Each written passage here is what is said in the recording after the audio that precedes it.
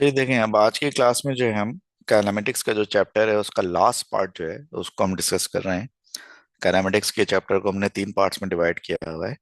पहले पार्ट में हमने सारी इसकी डेफिनेशंस और ग्राफ्स जो हैं वो डिस्कस किए थे। दूसरे पार्ट में हमने इक्वेशंस ऑफ मोशन को डिस्कस किया था, और अब ये तीसरा पार्ट है। ये एक नई चीज़ है।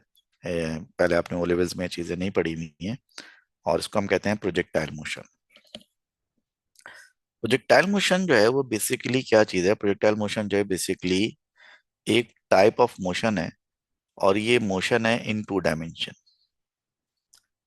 प्रोजेक्टाइल मोशन बेसिकली एक टाइप ऑफ मोशन है जो कि टू डायमेंशन में साइमल्टेनियसली हो रही होती है। टू डायमेंशंस में साइमल्टेनियसली होने का मतलब यह है कि आप दो डायरेक्शंस में एट अ टाइम जो है वो डिस्टेंस कवर कर रहे हैं, आप एट अ टाइम मूव कर रहे हैं दो डायरेक्शन में। अब मोशन इन टू डायमेंशन जो है वो दो तरह से हो सकती है। एक जो मोशन इन टू डायमेंशन होती है उसे हम प्रोजेक्टाइल मोशन कहते हैं,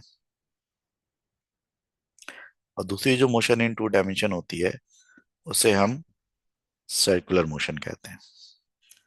प्रोजेक्टाइल मोशन भी मोशन इन टू डायमेंशन है, सर्कुलर मोशन भी मोशन इन टू डायमेंशन है। फर्क क्या है दोनों में? फर्क ये है कि मैं आपको एग्जांपल देता हूँ। एग्जांपल ये है कि अगर आप एक ऑब्जेक्ट को डायगोनली थ्रो करते हैं इस तरह से, तो अगर आप एक ऑब्जेक्ट को डायगोनली थ्रो करेंगे तो वो ऑब्जेक्ट इस तरह से कर्व पाथ बनाता हुआ जमीन पे आके गिर जाएगा। और अगर आप एक ऑब्जेक्ट को गोल गोल घुमाएंगे तो इसको हम सर्कुलर मोशन कहते हैं।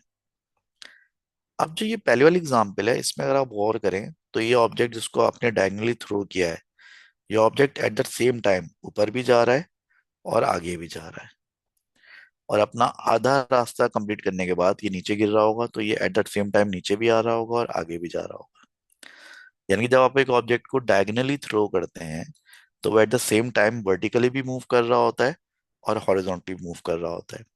अच्छा, वर्टिकली वो जो है ऊपर की तरफ भी मूव कर सकता है, और वर्टिकली वो नीचे की तरफ भी मूव कर सकता है, और हॉरिजॉन्टली वो आगे की तरफ मूव कर रहा होता है। तो ये at a time to dimensions में, यानी कि दो डायरेक्शन में डिस्टेंस ट्रैवल कर रहा है, तो ये मोशन इन टू डायमेंशन है। जब एक ऑब्जेक्ट सर्कुलर पाथ में चल रहा होता है तो वो भी दो डायरेक्शन में एट द सेम टाइम जो डिस्टेंस कवर कर रहा होता है। वो किस तरह से?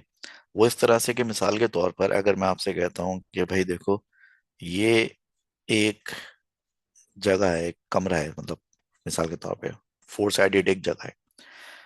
अगर आप इस तरफ जाते हो तो आप एक तरह से समझ लो कि आप हॉरिजॉन्टल वर्टिकली मूव कर रहे हो, और आप इस तरफ जाते हो तो आप एक तरह से समझ लो कि आप हॉरिजॉन्टली मूव कर रहे हो। लेकिन जब आप एक सर्कल में घूम रहे होते हैं इस तरह से, तो सर्कल में घूमते वक्त आप इन दोनों डायरेक्शन में डिस्टेंस कवर कर रहे होते हो, हॉरिजॉन्टली भी और वर्टिकली भी। या अगर ये हॉरिजॉन्टल वर्टिकल ना भी हो तो दो डायमेंशन में आप at a time distance cover कर रहे हो। फर्क ये है कि यहाँ पे जो आप पाथ फॉलो कर रहे हो वो पाथ का शेप है सर्कुलर, जब इसको सर्कुलर मोशन कहते हैं। ये हम A2 में डिस्कस करेंगे। ये हमारा A2 फिजिक्स का जो है सबसे पहला टॉपिक है। फिलहाल इसको छोड़ देते हैं। ये वाली जो एग्जांपल है जिसमें मैंने एक ऑब्जेक्ट को डायगनली थ्रो किया था, इसमें आप एट अ टाइम वर्टिकली भी मूव कर रहे होते हो और हॉरिजॉन्टली भी मूव कर रहे होते हैं। और इसमें जो आप पाथ फॉलो करते हो ये पाथ सर्कुलर शेप का नहीं होता। अगर ये पाथ सर्कुलर शेप का होता तो ये भी सर्कुलर मोशन कहलाती है। ये पाथ जो होता है ये पाथ पैराबोलिक शेप का होता है। तो अगर आप एक पैराबोलिक पाथ को फॉलो करते हुए एट अ टाइम दो डायरेक्शन में अगर मूव करें एट अ टाइम, अगर आप एट अ टाइम दो डायरेक्शन में डिस्टेंस कवर करें एक पैराबोलिक पाथ को फॉलो करते हुए, तो फिर इस मोशन को हम प्रोजेक्टाइल मोशन कहते हैं। ठीक है। तो प्रोजेक्टाइल मोशन जो है बेसिकली वो एक मोशन है जिसमें, जिसको हम मोशन इन टू डायमेंशन कहते हैं। इसमें आप एट अ टाइम जो है दो डायरेक्शन में डिस्टेंस कवर कर रहे होते हो, और आप जो पाथ फॉलो कर रहे होते हो वो पाथ किस शेप का होता है? वो पाथ एक पैराबोला की शेप का होता है, यानी कि पैराबोलिक जो है वो आप एक पाथ फॉलो कर रहे होते हो। इसको मैं अगर मतलब फॉर्मली अगर इसको मैं डिस्क्राइब करना चाहूँ तो फॉर्मली मैं इसको इस तरह डिस्क्राइब कर सकता हूँ कि प्रोजेक्टाइल मोशन जो है वो मोशन इन टू डायमेंशंस है, such that one component of velocity remains constant whereas the other perpendicular component changes uniformly। Projectile motion एक ऐसी मोशन इन टू डायमेंशन है जिसमें उसकी वेलोसिटी का एक कंपोनेंट जो है वो थ्रू आउट कांस्टेंट रहता है, जबकि उसकी वेलोसिटी का दूसरा जो परपेंडिकुलर कंपोनेंट है वो यूनिफॉर्मली चेंज होता रहता है। अब इस बात को मैं आगे एक एग्जाम्पल के जरिए तफसील से समझाता हूँ कि इस बात का मतलब क्या है। इस पर भी हम वापस आएंगे डेफिनेशन पे। यहाँ पे लिखा हुआ है consider the following projectile motion. एक प्रोजेक्टाइल को हम थ्रो करेंगे, उसकी मोशन को हम जरा डिस्कस करेंगे। लेट्स से कि ये हमारा ग्राउंड लेवल है। ये ग्राउंड लेवल से एंगल बनाते हुए हमने एक प्रोजेक्टाइल को इस डायरेक्शन में थ्रो किया। ठीक है, प्रोजेक्टाइल को हमने इस डायरेक्शन में थ्रो किया। अब प्रोजेक्टाइल को हमने थ्रो कर दिया इस डायरेक्शन में, लेकिन ऑब्वियस सी बात है कि प्रोजेक्टाइल यूं सीधा तो ना किसी में नहीं जाता रहेगा ना, ग्रेविटी इसको नीचे खींचेगी। तो चूंकि ग्रेविटी इसको नीचे खींच रही होगी, तो ये प्रोजेक्टाइल एक्चुअली जो है वो जो पाथ फॉलो करेगा वो इस तरह का एक कर्व पाथ फॉलो करता हुआ दूर कहीं आगे जाके गिर जाएगा, लाइक दिस। गिर गया। अब इसमें साफ नजर आ रहा है कि हमने जो उसको वेलोसिटी दी थी v, ये इसकी वेलोसिटी थी v। ये जो इसकी वेलोसिटी है ये दो काम कर रही है, एक तो उसको ये ऊपर लेके जा रही है और एक इसको आगे लेके जा रही है। अब जब ये इसको ऊपर लेके जा रही है, इसको आगे लेके जा रही है, तो ये वेलोसिटी जो है ना तो हॉरिजॉन्टल है ना वर्टिकल है। हमने चैप्टर 1 में ये सीखा था कि जब कोई वेक्टर ना हॉरिजॉन्टल हो ना वर्टिकल हो बल्कि डायगोनल हो, तो हम उसके दो कंपोनेंट्स बना सकते हैं। एक कंपोनेंट हम इसका बना सकते हैं हॉरिजॉन्टल, जो कि अलोंग एक्स एक्सिस होगा, और एक कंपोनेंट हम बना सकते हैं इसका वर्टिकल, जो कि दायरे वर्टिकली इस तरह से होगा। ये एंगल थीटा होगा। तो जिस वेलोसिटी v से हमने इसको थ्रो किया है, ये वाला कंपोनेंट इस वेलोसिटी का हॉरिजॉन्टल कंपोनेंट हो जाएगा, जो कि दायरे इस डायग्राम में किसके बराबर होगा, v cos थीटा के बराबर होगा। और ये वाला कंपोनेंट जो है ये इस वेलोसिटी का वर्टिकल कंपोनेंट हो जाएगा, जो कि ऑब्वियसली किसके बराबर होगा, v sin थीटा के बराबर होगा। अब नजर आ रहा है कि जो v cos थीटा है, v cos थीटा जो है इसको आगे ले जाने का जिम्मेदार है। v cos थीटा जो है, यानी कि जिसको हम इसकी वेलोसिटी का हॉरिजॉन्टल कंपोनेंट कह रहे हैं, वो इसको आगे मूव कराने का जिम्मेदार है। जबकि जो v sin थीटा है, जिसको हम इसका वर्टिकल कंपोनेंट कह रहे हैं, वो जो है इसको ऊपर ले जाने का जिम्मेदार है, या आधी प्रोजेक्टाइल मोशन के बाद इसको वापस नीचे लाने का जिम्मेदार है। अब अगर मैं आपसे कहूं कि हॉरिजॉन्टल डायरेक्शन में जो प्रोजेक्टाइल मूव कर रहा है आगे, तो हॉरिजॉन्टल डायरेक्शन में ये इतनी स्पीड से मूव कर रहा है, यानी कि हॉरिजॉन्टल कंपोनेंट ऑफ वेलोसिटी से मूव कर रहा है। इसके ऑपोजिट कोई फोर्स लग रही है यहाँ पर। तो अगर आप देखें तो उसके ऑपोजिट एक फोर्स लग रही होगी, और वो फोर्स क्या लग रही होगी, एयर रेजिस्टेंस। हॉरिजॉन्टली इस ऑब्जेक्ट पे मूव करते वक्त अगर कोई फोर्स लग रही होगी तो वो क्या होगी, सिर्फ एक फोर्स होगी, एयर रेजिस्टेंस। और अगर आप इस एयर रेजिस्टेंस को नेग्लेक्ट कर दें, अगर ये रेजिस्टेंस नेग्लिजिबल हो जैसे कि नॉर्मली फ्री फॉल मोशन में होती है, तो इस एयर रेजिस्टेंस को हम नेग्लेक्ट कर देंगे, तो फिर ये हॉरिजॉन्टल कंपोनेंट क्या हो जाएगा, हॉरिजॉन्टल कंपोनेंट कांस्टेंट हो जाएगा। क्योंकि अगर एक ऑब्जेक्ट मूव कर रहा है कि वेलोसिटी के साथ, तो उस वेलोसिटी को अगर आपको इंक्रीज करना है या डिक्रीज करना है, तो उसके लिए आपको फोर्स लगाना पड़ेगी। अगर आप फॉरवर्ड डायरेक्शन में फोर्स लगाएंगे तो वेलोसिटी इंक्रीज हो जाएगी, आप उसके ऑपोजिट डायरेक्शन में फोर्स लगाएंगे तो वेलोसिटी डिक्रीज हो जाएगी। लेकिन अगर यहाँ पे ना कोई फॉरवर्ड डायरेक्शन में फोर्स लग रही है और ना ऑपोजिट डायरेक्शन में फोर्स लग रही है, तो फिर क्या होगा, फिर ये होगा कि वेलोसिटी चेंज ही नहीं होगी। हॉरिजॉन्टली अगर देखें तो इस प्रोजेक्टाइल के ऊपर सिर्फ एक फोर्स लग रही है, और वो एयर रेजिस्टेंस है, उसको आपने इग्नोर कर दिया। तो अगर प्रोजेक्टाइल मोशन के दौरान एयर रेजिस्टेंस अगर नेग्लिजिबल हो, तो फिर जो वेलोसिटी का हॉरिजॉन्टल कंपोनेंट होता है वो थ्रू आउट कांस्टेंट रहता है, थ्रू आउट जो है वो यूनिफॉर्म रहता है, चेंज नहीं होता। अलबत्ता अगर आप वर्टिकल कंपोनेंट की बात करें, अगर आप वर्टिकल कंपोनेंट ऑफ वेलोसिटी की बात करें, चाहे वो ऊपर की तरफ जा रहा हो चाहे वो नीचे की तरफ आ रहा हो, दोनों सूरतों में उसके ऊपर एक फोर्स लग रही होती है, और वो फोर्स कौन सी होती है, वो होती है फोर्स ऑफ ग्रेविटी। ठीक है। अब चूंकि हमने एयर रेजिस्टेंस को यहाँ पे नेग्लेक्ट किया हुआ है, तो फोर्स ऑफ ग्रेविटी की वजह से क्या होता है कि फिर एक यूनिफॉर्म एक्सेलरेशन जो है, जिसे आप 9.8 मीटर पर सेकंड स्क्वायर का एक्सेलरेशन कहते हैं, एक यूनिफॉर्म एक्सेलरेशन यहाँ पे इन्वॉल्व हो जाएगा।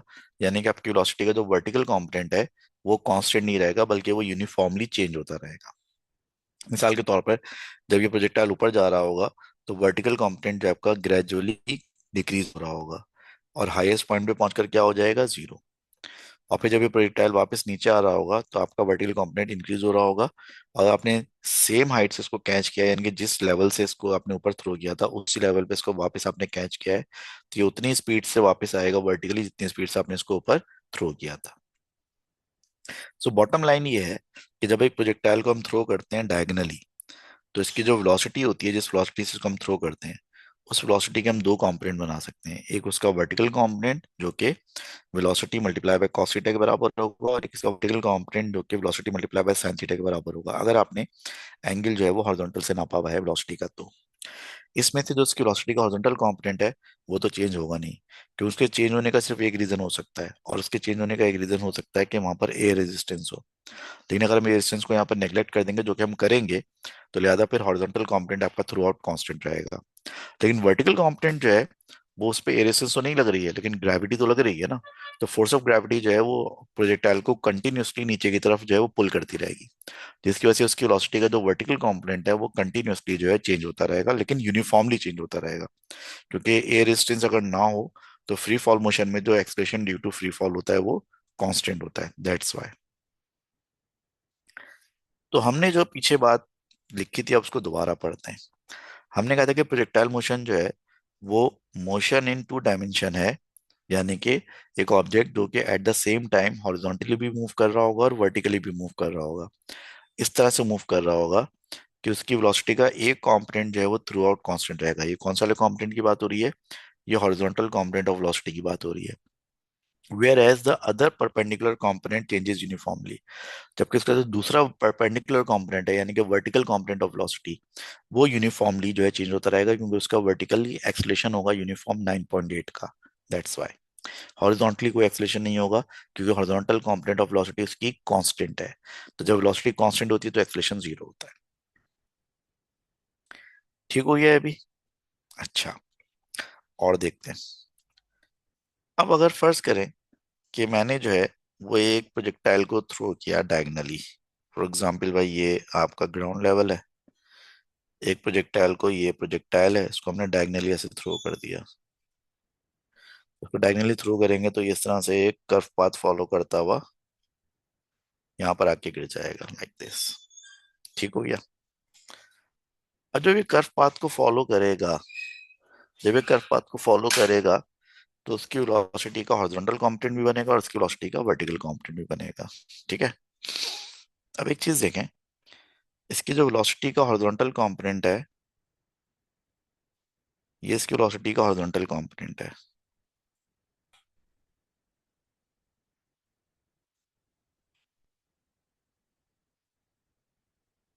ठीक है? और इसकी वेलोसिटी का वर्टिकल कंपोनेंट है ये। यहां पर पहुंच के इसकी वेलोसिटी का हॉरिजॉन्टल कंपोनेंट ये रहा, और वेलोसिटी का वर्टिकल कंपोनेंट ये आ गया। और यहाँ पे पहुंचकर इसकी वेलोसिटी का हॉरिजॉन्टल कंपोनेंट ये है, वर्टिकल नहीं है। और यहाँ पर पहुंच के इसकी वेलोसिटी का हॉरिजॉन्टल कंपोनेंट वही है जो पहले था, और वर्टिकल कंपोनेंट जो है वो इतना हो गया। और यहाँ पर पहुंच के इसकी वेलोसिटी का हॉरिजॉन्टल कंपोनेंट उतनी है जितना पहले था, और वर्टिकल कंपोनेंट इतना हो गया। अब देखिए इस डायग्राम के जरिए मैं आपको बताना क्या चाह रहा हूँ। इस डायग्राम के जरिए मैं आपको बताना ये चाह रहा हूँ कि शुरू में वेलोसिटी, नेट वेलोसिटी इतनी थी, उसका हॉरिजॉन्टल कंपोनेंट इतना था, और वर्टिकल कंपोनेंट इतना था। थोड़ा ऊपर जाकर देखें हॉरिजॉन्टल कंपोनेंट उतना ही रहा, क्योंकि ये बात तो हम पहले तय कर चुके हैं कि प्रोजेक्टाइल मोशन के दौरान वेलोसिटी का हॉरिजॉन्टल कंपोनेंट चेंज नहीं होता। लेकिन ऊपर जाते वक्त आपको पता है वर्टिकल स्पीड कम हो जाती है, तो वर्टिकल कंपोनेंट वेलोसिटी आप देख सकते हैं थोड़ा सा डिक्रीज हो गया, कम हो गया। जब ये हाईएस्ट पॉइंट पे पहुंचेगा, तो हाईएस्ट पॉइंट पर इसका horizontal component component of velocity तो वही रहेगा, लेकिन वर्टिकल कंपोनेंट जीरो हो जाएगा। क्योंकि वर्टिकली आप टॉप पर जब एक पत्थर को ऊपर फेंकते हैं तो वर्टिकली टॉप पर पहुंचकर स्पीड जीरो हो जाती है। और फिर जब ये टॉप से वापस नीचे गिरना शुरू करेगा तो हॉरिजॉन्टल कंपोनेंट तो वही रहेगा, लेकिन अब वेलोसिटी इसकी दोबारा बढ़नी शुरू होगी, लेकिन वेलोसिटी अब इसकी बढ़ेगी ऑपोजिट डायरेक्शन में। तब इसका वर्टिकल कंपोनेंट नीचे की तरफ हो गया। और जब ये जमीन से टकराएगा, तो चूंकि ये सेम लेवल ऑफ ग्राउंड से टकरा रहा है, तो इसका वर्टिकल कंपोनेंट टकराते वक्त उतना ही है जितना फेंकते वक्त था। बस फर्क ये है कि फेंकते वक्त इसका वर्टिकल कंपोनेंट ऊपर की तरफ था, और टकराते वक्त इसका वर्टिकल कंपोनेंट नीचे की तरफ है। हॉरिजॉन्टल कंपोनेंट जो है फेंकने से लेकर और जमीन से टकराने तक जो है वो थ्रू आउट क्या रहेगा? कांस्टेंट रहेगा। ठीक है? आपको अगर इसका जो है हॉरिजॉन्टल कंपोनेंट निकालना है किसी भी पॉइंट पर, ठीक है, अगर आपको उसकी वेलोसिटी का हॉरिजॉन्टल कंपोनेंट निकालना है किसी भी पॉइंट पर, तो इसकी वेलोसिटी का जो हॉरिजॉन्टल कंपोनेंट होगा बराबर होगा v multiply by cos theta के। ठीक है। और आपको अगर इसकी वेलोसिटी का वर्टिकल कंपोनेंट निकालना है किसी भी पॉइंट पर,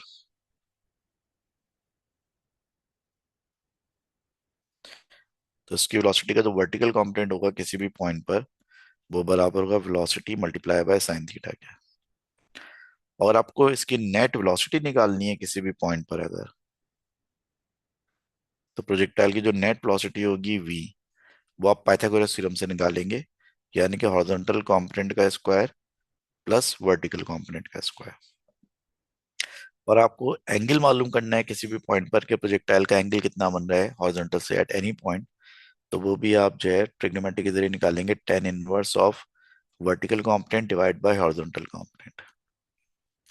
आपके आसानी के लिए मैं आपको बताता चलूं कि जैसा आप राइट एंगल ट्रायंगल को सॉल्व करते हैं ना, तो राइट एंगल ट्रायंगल में एंगल थीटा होता है, ये वाली साइड परपेंडिकुलर होती है, ये वाली साइड बेस होती है, ये वाली साइड हाइपोटेन्यूस होती है। तो बस इसको आप इस तरह से याद कर लें कि राइट एंगल ट्रायंगल का जो परपेंडिकुलर होता है वो हमारे प्रोजेक्टाइल मोशन में वेलोसिटी का वर्टिकल कंपोनेंट होता है। राइट एंगल ट्रायंगल में जो बेस होता है वो हमारी प्रोजेक्टाइल मोशन में वेलोसिटी का हॉरिजॉन्टल कंपोनेंट होता है। और राइट एंगल ट्रायंगल में जो हाइपोटेन्यूस होता है वो हमारे प्रोजेक्टाइल मोशन में रिजल्टेंट वेलोसिटी होती है। तो इन तीनों चीजों को आप बिल्कुल आपस में वैसे रिलेट करेंगे जैसे आप राइट एंगल ट्रायंगल में परपेंडिकुलर बेस और हाइपोटेन्यूस को करते हैं। आपको अगर हाइपोटेन्यूस चाहिए होता है तो आप पाइथागोरस लगाते हैं, यानी कि परपेंडिकुलर का स्क्वायर प्लस बेस का स्क्वायर बराबर होता है हाइपोटेन्यूस का स्क्वायर। तो ऐसी प्रोजेक्टाइल मोशन में रिजल्टेंट वेलोसिटी का स्क्वायर जो है बराबर होगा हॉरिजॉन्टल कंपोनेंट का स्क्वायर प्लस वर्टिकल कंपोनेंट का स्क्वायर। ऐसे ही आपका जो टेन थीटा होता है वो परपेंडिकुलर अपॉन बेस के बराबर होता है, तो यहाँ पर टेन थीटा जो है वो वर्टिकल कंपोनेंट डिवाइड बाय जो है वो आपके जो है वो हॉरिजॉन्टल कंपोनेंट के बराबर होगा। और जैसे हॉरिजॉन्टल आपका बेस जो होता है वो hypotenuse multiply by cos theta के बराबर होता है, तो वेलोसिटी का हॉरिजॉन्टल कंपोनेंट जो v multiply by cos theta के बराबर होगा। ऐसे परपेंडिकुलर बराबर होता है hypotenuse multiply by sin theta के, तो वर्टिकल कंपोनेंट ऑफ वेलोसिटी बराबर होगा resultant velocity multiply by sin theta के। इसके अलावा ये बात भी आपको ध्यान में रखनी है कि मैं पहले ही कह चुका हूँ कि हॉरिजॉन्टल वेलोसिटी तो थ्रू आउट कांस्टेंट रहती है। तो अगर मैं शुरू में इनिशियली हॉरिजॉन्टल वेलोसिटी निकाल लूं तो फिर प्रोजेक्टाइल के हर पॉइंट के लिए मैं उसी हॉरिजॉन्टल वेलोसिटी को यूज कर सकता हूँ, क्योंकि हॉरिजॉन्टल वेलोसिटी जो है through out projectile motion constant रहती है। लेकिन अगर मैं इनिशियल पॉइंट पर वेलोसिटी का वर्टिकल कंपोनेंट मालूम करूं तो थोड़ा आगे जाके वो चेंज हो जाएगा, कम हो जाएगा, क्योंकि वर्टिकल वेलोसिटी चेंज होती रहती है। तो इनिशियल जो हॉरिजॉन्टल वेलोसिटी है वो पूरे प्रोजेक्टाइल पे के लिए काम आएगी, लेकिन इनिशियली जो वर्टिकल कंपोनेंट ऑफ वेलोसिटी होगा वो सिर्फ इनिशियल पॉइंट के लिए होगा, आगे काम नहीं आएगा, आगे वो चेंज हो जाएगा, कम हो जाएगा। टॉप पर जाकर वर्टिकल कंपोनेंट ऑफ वेलोसिटी जो है वो जीरो हो जाएगा, हॉरिजॉन्टल जो शुरू से लेकर आखिर तक है वो वैसे का वैसे ही रहेगा। ठीक है। अभी जो बातें मैंने आपको एक्सप्लेन की है इनकी जरा हम समरी यहाँ पर पढ़ते हैं।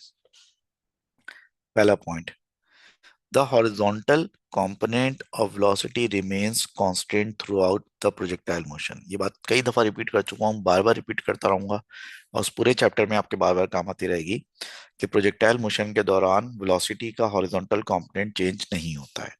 ठीक है। The horizontal component of acceleration remains zero through out the projectile motion. अब देखें आपका जो हॉरिजॉन्टल कंपोनेंट ऑफ वेलोसिटी है वो क्या है। आपका जो हॉरिजॉन्टल कंपोनेंट ऑफ वेलोसिटी है वो कांस्टेंट है। तो अगर आपका horizontal component of velocity constant होगा तो आपका हॉरिजॉन्टल कंपोनेंट ऑफ एक्सलेशन क्या होना चाहिए, जीरो होना चाहिए। क्योंकि जब वेलोसिटी कांस्टेंट होती है तो एक्सलेशन क्या होता है, जब वेलोसिटी कांस्टेंट होती है तो एक्सलेशन जीरो होता है। तो अगर आपकी वेलोसिटी का हॉरिजॉन्टल कंपोनेंट जो है थ्रू आउट कांस्टेंट है तो आपकी एक्सलेशन का जो हॉरिजॉन्टल कंपोनेंट होगा थ्रू आउट जीरो होना चाहिए। तीसरा पॉइंट क्या है, तीसरा पॉइंट ये है कि the vertical component of acceleration remains constant through out the projectile motion. Projectile में आपकी जो वेलोसिटी सॉरी एक्सलेशन का वर्टिकल कंपोनेंट है वो कांस्टेंट रहेगा, यानी कि प्रोजेक्टाइल में आप वर्टिकल एक्सलेशन जो है उसको आप कांस्टेंट लेंगे, वर्टिकल एक्सलेशन हमेशा डाउनवर्ड हुआ करेगा और उसकी वैल्यू 9.8 मीटर पर सेकंड स्क्वायर हुआ करेगी। जैसे कि नॉर्मल प्रोजेक्टाइल, नॉर्मल जो हमने फ्री फॉल मोशन में पढ़ा था बिल्कुल वैसे ही। अब वर्टिकल एक्सलेशन कांस्टेंट होने का मतलब है कि जो आपका वर्टिकल कंपोनेंट ऑफ वेलोसिटी है वो कांस्टेंट नहीं होगा, वो यूनिफॉर्मली चेंज होता रहेगा। वो इसलिए यूनिफॉर्मली चेंज होता रहेगा क्योंकि जो आपका एक्सेलरेशन है, वर्टिकल एक्सेलरेशन है, वो कांस्टेंट है। तो जब वर्टिकल एक्सेलरेशन कांस्टेंट होगा तो वर्टिकल वेलोसिटी आपकी चेंज होती रहेगी, क्योंकि एक्सेलरेशन कांस्टेंट है तो वेलोसिटी कांस्टेंटली चेंज होती रहेगी। क्योंकि आपका वर्टिकल एक्सेलरेशन यूनिफॉर्म है तो आपकी वेलोसिटी यूनिफॉर्मली चेंज होती रहेगी। नेक्स्ट पॉइंट क्या है? नेक्स्ट पॉइंट ये है कि the vertical component of velocity is zero eight the highest point during the projectile motion. ये मैंने अभी अभी आपको बताया है कि जब आपका प्रोजेक्टाइल टॉप पर पहुंच जाएगा, हाईएस्ट पोजीशन पे पहुंच जाएगा, तो वहां पहुंचकर आपकी वेलोसिटी का वर्टिकल कंपोनेंट खत्म हो जाएगा, जीरो हो जाएगा। और सारी की सारी जो वेलोसिटी होगी आपकी किसके बराबर होगी? हॉरिजॉन्टल कंपोनेंट के बराबर होगी। Next point, at the highest point the resultant velocity is minimum and equal to the horizontal component of velocity. Highest point पे पहुंचकर आपकी वेलोसिटी सिर्फ और सिर्फ हॉरिजॉन्टल कंपोनेंट के बराबर रह जाएगी, वर्टिकल पूरा जीरो हो जाएगा। वैसे जो आपकी रिजल्टेंट वेलोसिटी है वो वर्टिकल और हॉरिजॉन्टल दोनों कंपोनेंट पे डिपेंड करती है, लेकिन हाईएस्ट पॉइंट पे पहुंचकर वर्टिकल कंपोनेंट जीरो हो जाएगा। तो जब वर्टिकल कंपोनेंट जीरो हो जाएगा तो आपकी जो नेट वेलोसिटी होगी, रिजल्टेंट वेलोसिटी होगी, वो मिनिमम हो जाएगी। और वो मिनिमम रिजल्टेंट वेलोसिटी सारी की सारी किसके बराबर होगी? सिर्फ हॉरिजॉन्टल कंपोनेंट ऑफ वेलोसिटी के बराबर होगी। लेकिन एक बात ध्यान में रखें कि आपकी रिजल्टेंट वेलोसिटी जो है वो मिनिमम होगी, हाईएस्ट पॉइंट पर जीरो नहीं होगी, क्योंकि वर्टिकल कंपोनेंट तो वहां पर जीरो हुआ है, लेकिन हॉरिजॉन्टल कंपोनेंट तो वहां पर एग्जिस्ट करता होगा ना आपका। तो लिहाजा आपकी नेट वेलोसिटी जो है वो हाईएस्ट पॉइंट पे पहुंचकर मिनिमम जरूर हो जाएगी, जीरो नहीं होगी, क्योंकि हाईएस्ट पॉइंट पर आपकी वर्टिकल कंपोनेंट ऑफ वेलोसिटी की वैल्यू जीरो हुई है, हॉरिजॉन्टल कंपोनेंट तो अपनी जगह पर मौजूद है। उसके बाद जो नेक्स्ट पॉइंट है वो ये है कि the kinetic energy is minimum eight the highest point two. और जाहिर है चूंकि आपकी जो काइनेटिक एनर्जी निकाली जाएगी, तो काइनेटिक एनर्जी का फॉर्मूला क्या होता है? काइनेटिक एनर्जी का फॉर्मूला होता है हाफ एम वी स्क्वायर। अब काइनेटिक एनर्जी के फॉर्मूले में जो ये वी है, काइनेटिक एनर्जी के फॉर्मूले में जो वी है, ये हॉरिजॉन्टल या वर्टिकल वेलोसिटी नहीं है, बल्कि काइनेटिक एनर्जी के फॉर्मूले में जो वी आ रहा है ये आपकी नेट वेलोसिटी है। तो चूंकि हाईएस्ट पॉइंट पर पहुंचकर आपकी नेट वेलोसिटी मिनिमम हो गई है, तो हाईएस्ट पॉइंट पे पहुंचकर आपकी काइनेटिक एनर्जी भी क्या हो जाएगी? वो भी मिनिमम हो जाएगी। अगेन मिनिमम हो जाएगी, जीरो नहीं होगी। हाईएस्ट पॉइंट पर आपकी वेलोसिटी का सिर्फ वर्टिकल कंपोनेंट जीरो होता है। हाईएस्ट पॉइंट पे ना तो आपकी नेट स्पीड जीरो होती है और ना ही आपकी जो है वो काइनेटिक एनर्जी जीरो होती है, मिनिमम हो जाती है दोनों चीजें। Resultant force is always downwards and equal to the force of gravity, यानी कि वेट ऑफ प्रोजेक्टाइल। जब प्रोजेक्टाइल मूव कर रहा होता है तो हमने यहाँ पर एयर रेजिस्टेंस को फिलहाल इग्नोर करना है। तो जब आप एयर रेजिस्टेंस को इग्नोर कर देंगे तो उसके ऊपर the only force acting on the projectile is force of gravity, and you know that force of gravity always acts downward. तो किसी भी पॉइंट पर प्रोजेक्टाइल जब मूव कर रहा होगा, तो अगर मिसाल तो ये प्रोजेक्टाइल मूव कर रहा है, तो किसी भी पॉइंट पर प्रोजेक्टाइल पे जो रिजल्टेंट फोर्स लग रही होगी वो हमेशा डाउनवर्ड लगेगी।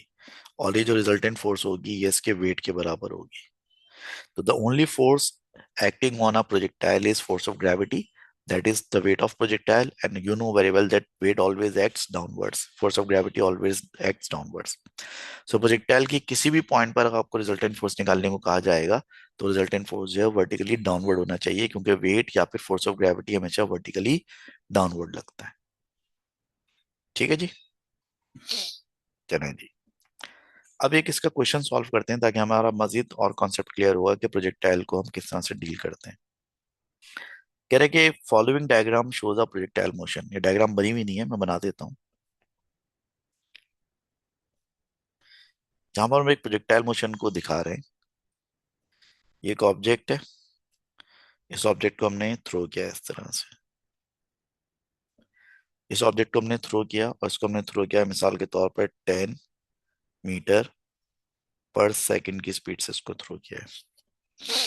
और लेट सपोज कि ये हॉरिजॉन्टल से एंगल बना रहा है और ये एंगल बना रहा है 60 डिग्री का।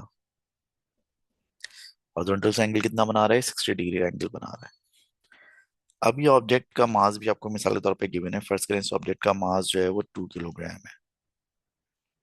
तो 2 किलोग्राम का ऑब्जेक्ट है, इसको 10 मीटर पर सेकंड की स्पीड से थ्रो किया है डायगनली, हॉरिजॉन्टल से एंगल बनाते हुए। कितना एंगल बनाते हुए? 60 डिग्री का एंगल बनाते हुए। ये ऑब्जेक्ट ज़ाहिर है स्ट्रेट तो नहीं जाएगा, ये कर्व पाथ फॉलो करता हुआ यहाँ पर आके गिर जाएगा, यानी कि पैराबोलिक पाथ फॉलो करता हुआ यहाँ पर आके गिर जाएगा। अब आपको कुछ सवालों के जवाब देने हैं। पहला सवाल ये है कि बताएं कि इसको जब हमने थ्रो किया तो इसकी इनिशियल वेलोसिटी का हॉरिजॉन्टल कंपोनेंट क्या होगा। फिर आपको बताना है कि जिसको हमने थ्रो किया था उसकी इनिशियल वेलोसिटी का वर्टिकल कंपोनेंट क्या होगा। फिर आपको बताना है कि इसकी वेलोसिटी का हॉरिजॉन्टल कंपोनेंट जो हाईएस्ट पॉइंट पर क्या होगा।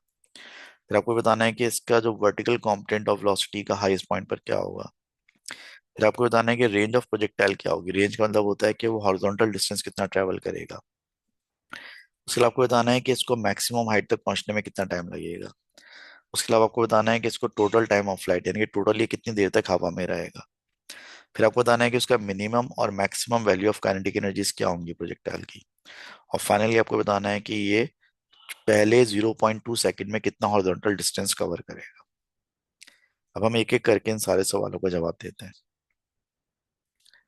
पहला सवाल हमसे पूछा गया है कि इसकी इनिशियल वेलोसिटी का हॉरिजॉन्टल कंपोनेंट क्या होगा। हॉरिजॉन्टल कंपोनेंट ऑफ वेलोसिटी जो होता है वो बराबर होता है velocity multiply by cos theta के। तो यहाँ पर आपकी जो वेलोसिटी थी, नेट वेलोसिटी, वो 10 थी इनिशियली, और थीटा जो था वो 60 डिग्री था। तो इनिशियल वेलोसिटी का इनिशियल वेलोसिटी का हॉरिजॉन्टल कंपोनेंट बनेगा 10 मल्टीप्लाई बाय कॉस 60। कॉस 60 की जो वैल्यू होती है मेरे ख्याल में 0.5 होती है। तो इनिशियली इसकी वेलोसिटी का जो हॉरिजॉन्टल कंपोनेंट होगा वो हो जाएगा 5 मीटर पर सेकेंड। इनिशियल वेलोसिटी का हॉरिजॉन्टल कंपोनेंट हो जाएगा 5 मीटर पर सेकेंड। इसी तरह से अगले पार्ट में आपको इनिशियल वेलोसिटी का वर्टिकल कंपोनेंट मालूम करना है। वर्टिकल कंपोनेंट ऑफ वेलोसिटी बराबर होता है velocity multiply by sine theta के। तो वर्टिकल कंपोनेंट इसका बराबर होगा, स्पीड वेलोसिटी थी 10 मल्टीप्लाई बाय साइन 60 डिग्री।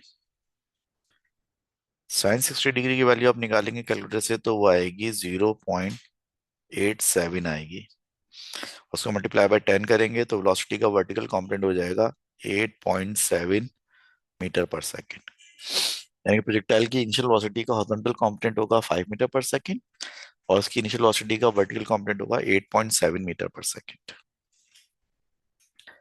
तीसरे पार्ट में क्या कह रहा है, तीसरे पार्ट में कह रहा है कि बताएं कि जब ये हाईएस्ट पॉइंट पर पहुंचेगा तो वेलोसिटी का हॉरिजॉन्टल कंपोनेंट क्या होगा।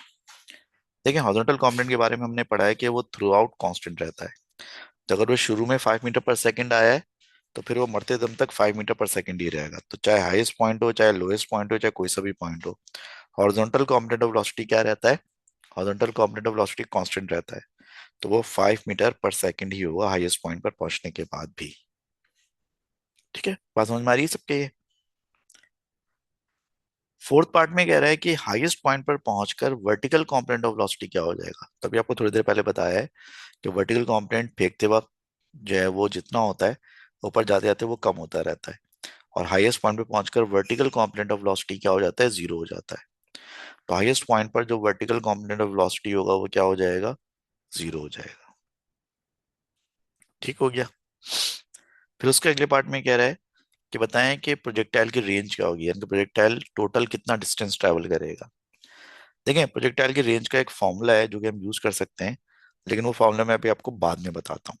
पहले मैं बाकी पार्ट सॉल्व कर लूँ, फिर मैं आपको उसका फॉर्मूला भी बताऊंगा और रेंज को कैलकुलेट करने का एक दूसरा तरीका भी बताऊंगा। 6 पार्ट पहले करते हैं सॉल्व। 6 में कह रहा है कि time to reach maximum height, इस प्रोजेक्टाइल को मैक्सिमम हाइट यानी कि ये इसकी मैक्सिमम हाइट है ना, यहाँ तक ये इसकी मैक्सिमम हाइट है। तो जब ये प्रोजेक्टाइल बिल्कुल हाईएस्ट पोजीशन पर होगा, मैक्सिमम हाइट पर होगा, तो मैक्सिमम हाइट तक पहुंचने में इसको कितना टाइम लगेगा ये आपको मालूम करना है। देखें, मैक्सिमम हाइट तक पहुंचने का अगर हमें टाइम मालूम करना है तो हाइट हाइट एक हॉरिजॉन्टल सब्जेक्ट है या वर्टिकल सब्जेक्ट है। ऑब्वियसली जो है हाइट एक वर्टिकल सब्जेक्ट है, तो हमें इसको वर्टिकली देखना पड़ेगा प्रोजेक्टाइल को। अगर हम प्रोजेक्टाइल को वर्टिकली देखें, यानी कि इसका एक्सेलेरेशन भी वर्टिकल देखेंगे, इसका डिस्टेंस भी वर्टिकल देखेंगे, इसकी स्पीड भी वर्टिकल देखेंगे, टाइम भी वर्टिकल देखेंगे, सब कुछ वर्टिकली देखें, तो जब हमने प्रोजेक्टाइल को थ्रो किया तो इसकी जो इनिशियल स्पीड थी वर्टिकली, इसकी इनिशियल स्पीड जो थी वो 8.7 मीटर पर सेकेंड थी। वैसे तो इसकी स्पीड 10 मीटर पर सेकेंड थी शुरू में थ्रो करते वक्त, लेकिन वो उसकी नेट स्पीड थी, डायगोनल स्पीड थी। थ्रो करते वक्त इसकी हॉरिजॉन्टल स्पीड 5 मीटर पर सेकेंड थी, और थ्रो करते वक्त इसकी इनिशियल वर्टिकल स्पीड जो थी वो 8.7 थी। तो वर्टिकली इसकी इनिशियल स्पीड जो है वो 8.7 मीटर पर सेकेंड थी। वर्टिकली जब ये टॉप पर पहुंचेगा तो टॉप पर पहुंच के हाईएस्ट पॉइंट पे पहुंचकर वर्टिकली इसकी फाइनल स्पीड क्या हो जाएगी, फाइनल स्पीड इसकी 0 हो जाएगी। ऊपर की तरफ जब ये जा रहा होगा तो इसका एक्सलेशन होगा कांस्टेंट, और वर्टिकल एक्सलेशन जो होता है वो एक्सलेशन ऑफ फ्री फॉल होता है, तो इसका एक्सलेशन होगा -9.8 मीटर पर सेकंड स्क्वायर। तो हमें मालूम करना है कि वर्टिकली इसको कितना टाइम लगेगा हाईएस्ट पॉइंट तक पहुंचने में। अब देखें, चूंकि इसका एक्सलेशन यूनिफॉर्म है, वर्टिकली इसका एक्सलेशन यूनिफॉर्म होता है 9.8, तो यूनिफॉर्म एक्सलेशन जहां होगा वहां पर हम इक्वेशन ऑफ मोशन अप्लाई कर सकते हैं। इन चारों वेरिएबल्स को अगर आप देखें तो इक्वेशन ऑफ मोशन कौन सी अप्लाई हो रही है, इक्वेशन ऑफ मोशन अप्लाई हो रही है v is equal to u plus a t. v की वैल्यू 0 है, u की वैल्यू 8.7 है, एक्सलेशन की वैल्यू -9.8 है, और टाइम हमें मालूम करना है। -9.8 को उठा के इधर लिया है तो प्लस 9.8 टी हो जाएगा, जो कि बराबर होगा 8.7 के, या फिर टाइम बराबर हो जाएगा 8.7 डिवाइड बाई 9.8 के। अब अगर हम 8.7 को डिवाइड करें 9.8 से तो क्या आता है, 8.7 डिवाइडेड बाय 9.8, तो उसका आंसर आता है 0.89, 0.89 सेकेंड्स। यानी कि इस प्रोजेक्टाइल को हाईएस्ट पॉइंट तक पहुंचने में आपको 0.89 सेकेंड्स लगेंगे। ठीक हो गया। क्या टोटल टाइम ऑफ फ्लाइट कितना होगा, यानी कि टोटली कितनी देर तक हवा में रहेगा। अब देखिए, टोटल टाइम ऑफ फ्लाइट अगर आपको निकालना है तो बड़ी ऑब्वियस सी बात है। वो ऑब्वियस सी बात यह है कि इसको अगर हाईएस्ट पॉइंट तक पहुंचने में 0.89 सेकंड लगे, तो हाईएस्ट पॉइंट से वापस जमीन तक आने में भी दोबारा उतने टाइम लगेगा। एक पत्थर को जब हम ऊपर उछालते हैं तो जितना टाइम उसको ऊपर जाने में लगता है उतना टाइम उसको नीचे आने में लगता है। तो जो इसका टोटल टाइम ऑफ फ्लाइट होगा, यानी कि शुरू से लेकर आखिर तक जो इसका टोटल टाइम हो जाएगा प्रोजेक्टाइल का, वो 2 टाइम्स ऑफ 0.89 हो जाएगा। वो 2 टाइम्स ऑफ 0.89 हो जाएगा, और 2 टाइम्स ऑफ 0.89 करेंगे तो मेरे ख्याल में ये बन जाएगा 1.78 बन जाएगा शायद। ठीक है, ये 1.78 सेकेंड्स बन जाएगा, इसको 1.8 भी कह सकते हैं। ठीक है, तो प्रोजेक्टाइल का टोटल टाइम ऑफ फ्लाइट जो है 1.78 सेकेंड्स हो जाएगा, या फिर 1.8 सेकेंड्स हो जाएगा। उसके बाद फिर वो अगले पार्ट में हमसे क्या मांग रहा है, अगले पार्ट में हमसे वही कह रहा है कि ये बताओ भाई कि इसकी मिनिमम और maximum value of kinetic energy कितनी होगी प्रोजेक्टाइल की। देखिए, ऑब्वियस सी बात है, प्रोजेक्टाइल को जब हमने थ्रो किया था तो उसकी स्पीड मैक्सिमम थी, तो थ्रो करते वक्त इसकी काइनेटिक एनर्जी मैक्सिमम होगी। और हाईएस्ट पॉइंट पे पहुंचकर इसकी जो वर्टिकल कॉम्पोनेंट ऑफ वेलोसिटी है तो 0 हो गया, सिर्फ इसकी जो वेलोसिटी बचेगी वो हॉरिजॉन्टल बचेगी, तो यहाँ पर इसकी जो है वो काइनेटिक एनर्जी मिनिमम होगी। तो मैक्सिमम काइनेटिक एनर्जी इसकी कब होगी, मैक्सिमम काइनेटिक एनर्जी होगी जब इसको हम थ्रो कर रहे होंगे। तो उसके लिए फॉर्मूला हम लगाएंगे 12 mv स्क्वायर।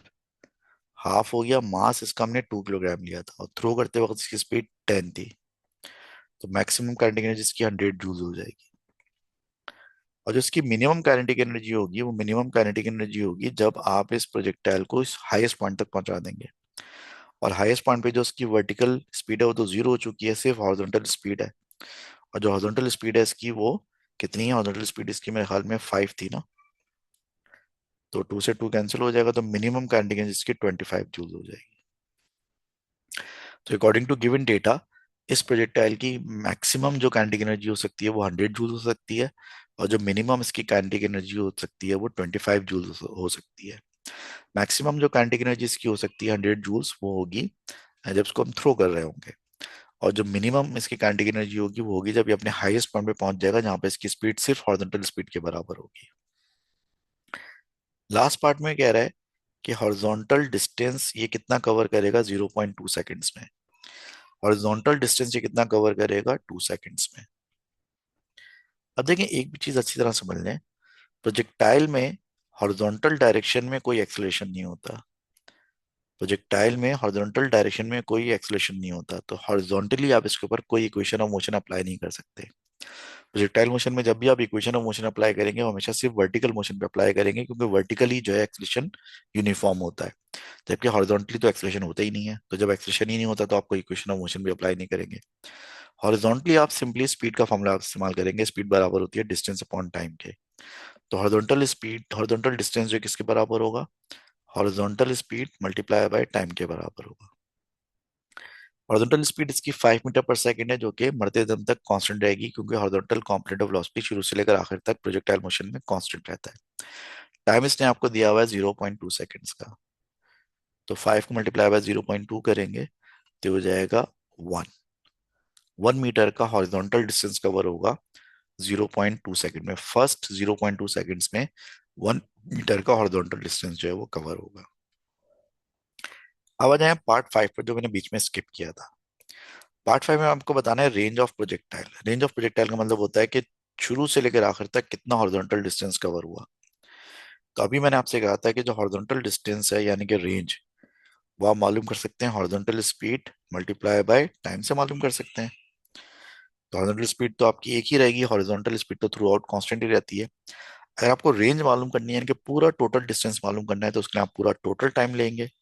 और पूरा जो टोटल टाइम था फ्लाइट का वो 1.78 सेकंड था या फिर 1.8 सेकंड्स था। तो 5 को मल्टीप्लाई बाय 1.8 करेंगे तो मेरे ख्याल में तकरीबन ये कोई 8.0 मीटर बन जाएगा शायद। मेरे ख्याल में 8.0 ही बनेगा ना, नहीं 9.0 बनेगा।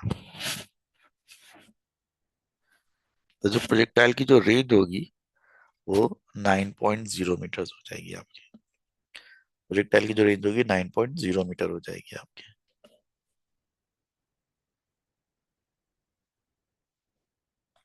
ठीक है।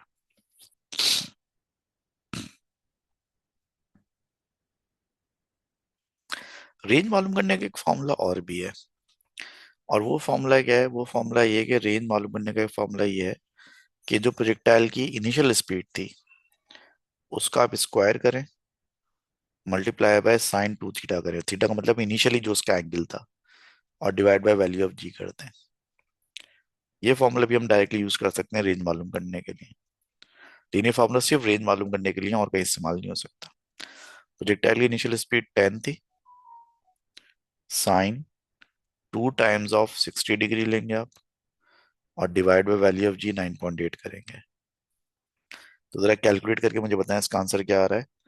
100, 10 का स्क्वायर 100 हो जाएगा, और साइन आपको निकालना है 120 का, डिवाइड करना है 9.8 से। देखें क्या इसका आंसर भी 9.0 आ रहा है राउंड ऑफ करके। तो रेंज का आंसर इससे 8.8 आएगा तकरीबन, उसको राउंड ऑफ करेंगे तो वो 9.0 ही हो जाएगा। तो रेंज आप इन दो तरीकों से मालूम कर सकते हैं। एक तो आप हॉरिजॉन्टल स्पीड को मल्टीप्लाई बाय टोटल टाइम कर देंगे, या फिर आप डायरेक्ट एक रेंज का फॉर्मूला इस्तेमाल कर सकते हैं कि जो इनिशियल आपकी नेट स्पीड थी उसका स्क्वायर करेंगे, multiply by sign 2 times of theta करेंगे, और डिवाइड बाय वैल्यू ऑफ जी करेंगे, तो रेंज आपकी निकल आएगी।